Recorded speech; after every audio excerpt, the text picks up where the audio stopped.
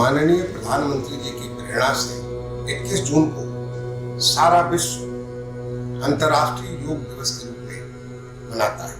इस अवसर पर उत्तर प्रदेश सरकार के द्वारा 14 जून से लेकर 21 जून तक योग सप्ताह, जिसको 21 जून को अंतर्राष्ट्रीय योग दिवस के रूप में बहुत बृहद स्तर पर मनाया जाए। इस उपलक्ष्य में मैंने गोमती तट पर स्थित अवध नवाबों का निवास, जो स्वतंत्रता संग्राम के प्रथम आंदोलन 1857 में हमारे क्रांतिकारियों का मुख्य अड्डा बन गया था, जो एक अमूल्य धरोहर है, उसके परिसर में जब हम आजादी के अमृत महोत्सव के रूप में देश की आजादी का 75वां साल मना रहे हैं, एक वट वृक्ष जो लगभग 250 साल पुराना है, वट वृक्ष जो भगवान शिव का स्वतः स्वरूप धरती पर माना गया है, उसके छाये में एक प्राकृतिक धरोहर के सामने कुछ योगी क्रियाएं की, जिसे मैं आप सबसे आज साझा कर रहा हूं।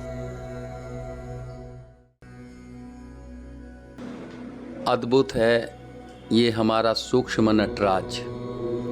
इसको आप करके अपने घुटने, अपने शोल्डर, अपने रक्त को प्रवाह और रीढ़ के संचालन में महत्वपूर्ण भूमिका निभाता है।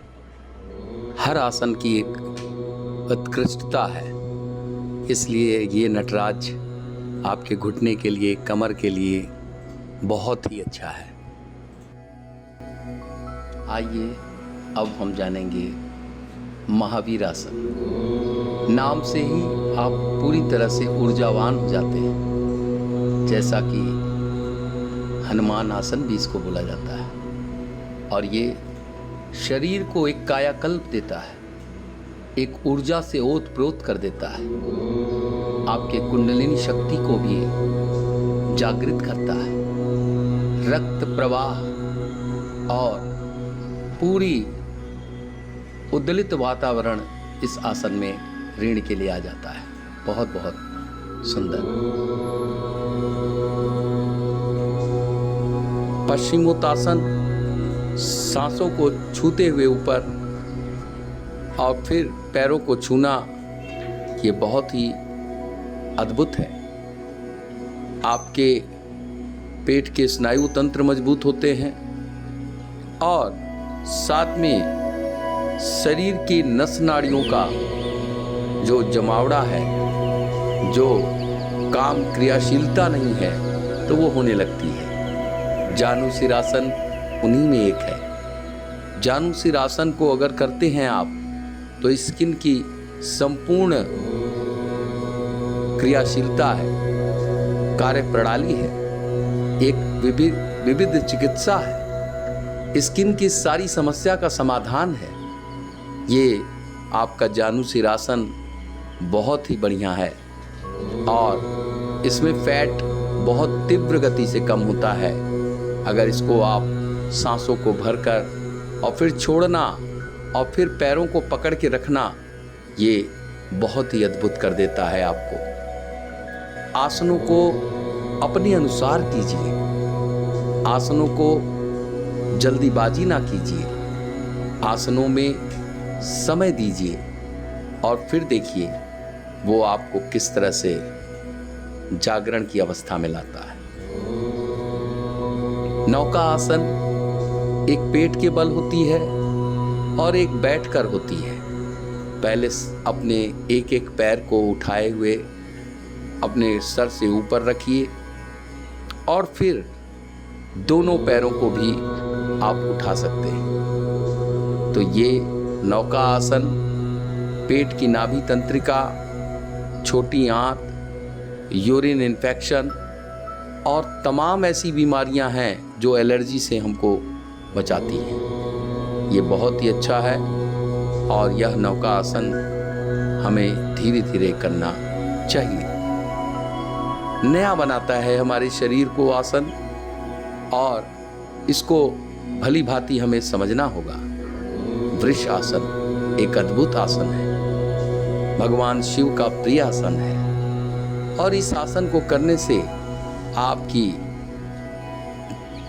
पैंक्रियास, आपके होने वाले पेट के विकार नष्ट बहुत तीव्र गति से होते हैं। वृष आसन आपको उद्दलित वातावरण में लाता है आपके रक्त की शुद्धता को पूर्णतः ठीक करता है, क्योंकि इसकी ग्रंथियां जब दबती हैं तो ये अपने कार्य प्रणाली को यथोचित परिणाम देता है। बहुत ही बढ़िया है। यह लेटकर अब अर्ध हलासन हम देखेंगे। ये देखिए उत्तान आसन है। उत्तान आसन आप करेंगे तो नाभि कभी नहीं उखड़ सकती है।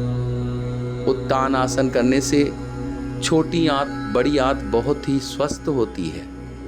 उत्तान आसन करने से आपको पुराना कब्ज भी ठीक होता है। इसलिए हर आसनों के महत्व की गरिमा बहुत ज़्यादा है, लेकिन उसको नियमित अभ्यास चाहिए, एक निरंतरता चाहिए, तभी हम इसको पा सकते हैं। अर्ध हलासन, ये सर्वांग आसन बहुत ही अद्भुत करता है हमारी पिट्यूटरी ग्रंथि को, और साथ में हमारे सारी ग्रंथियों को एक्टिवेशन देता है। सर्वांगासन एक तरह से विपरीतकरण है।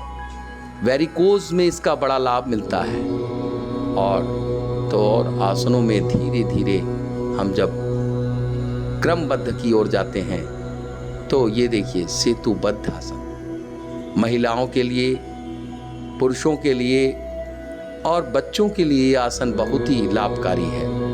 बहुत तीव्र गति से अतिरिक्त चर्बी का खात्मा करता है, पुराने दर्द को ख़त्म करता है, घुटने की बीमारी को भी ठीक करता है, और साथ में ब्रेन के तरफ रक्त का प्रवाह बहुत ही अच्छा करता है। इसलिए ये आसनों में क्रमशः होना बहुत ज़रूरी है।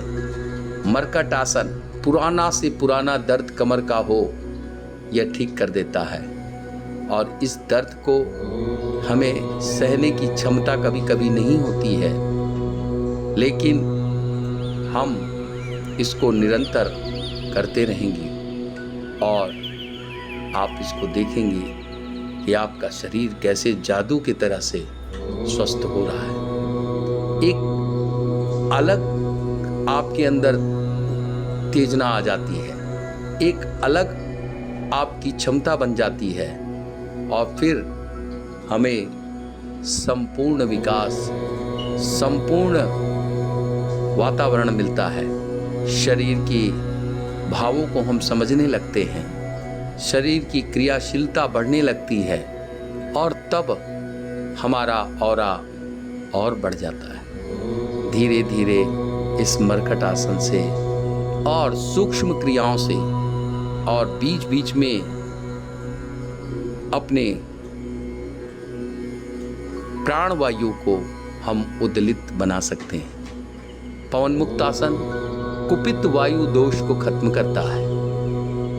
ये दोष अगर एक बार आपके अंदर आ जाए तो ये इससे बहुत सी बीमारियां, बहुत सी परेशानियां बढ़ जाती हैं। खासकर सबसे ज़्यादा ब्लड को दूषित करता है, और उसके बाद आपकी आंतों को बिल्कुल असहनीय पीड़ा, और साथ में इसके पवन मुक्त के कुछ सूक्ष्म क्रियाओं को करना बहुत ही जागृत अवस्था कर देता है। तो इस तरह से हम देखेंगे कि बहुत से आसन प्राणायाम एक दूसरे के पूरक हैं, एक दूसरे के सहायक हैं। तो आइए हम और आप अपने को योगमय बनाएं। सलब आसन स्टेंट मोटापा को कम करता है। आपके कहते हैं लोग कि मोटापा नहीं जा रहा है, लेकिन मोटापा कैसे जाएगा? जब रोग आपने पाल रखा है तो उसको नियमित अभ्यास करने की ज़रूरत है।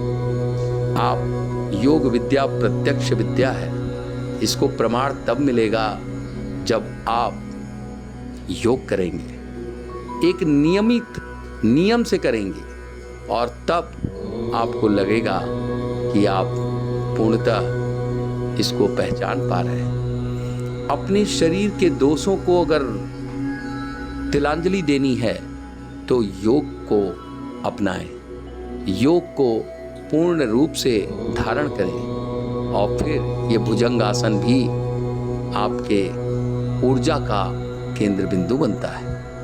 भुजंगासन आपको बहुत ऊर्जा प्रदान करता है, क्योंकि सारी तंत्रिका सुषुम्ना नाड़ी में रहती है और सुषुम्ना नाड़ी को खोलने का काम यह भुजंग करता है।